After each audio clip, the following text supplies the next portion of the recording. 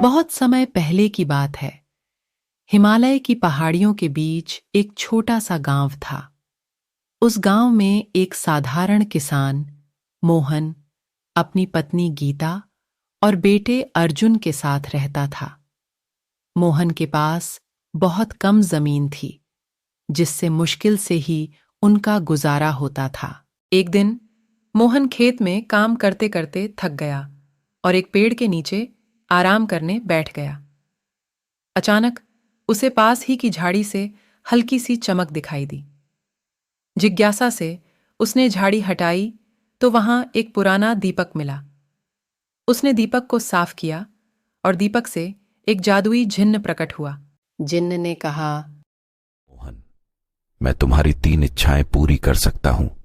सोच समझकर अपनी इच्छाएं बताओ। मोहन ने पहली इच्छा में गांव के लिए पर्याप्त पानी मांगा ताकि सूखा न पड़े। जिन्न ने तुरंत उसकी इच्छा पूरी कर दी और गांव में एक सुंदर झरना बहने लगा। दूसरी इच्छा में मोहन ने गांव के सभी लोगों के लिए स्वास्थ्य और खुशी मांगी।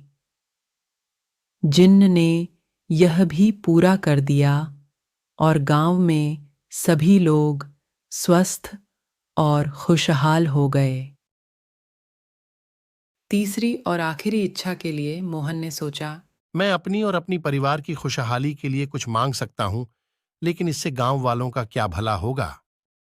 इसलिए उसने अंततः अपनी तीसरी इच्छा में जिन्न से गांव की जमीन को उपजाऊ बनाने की मांग की।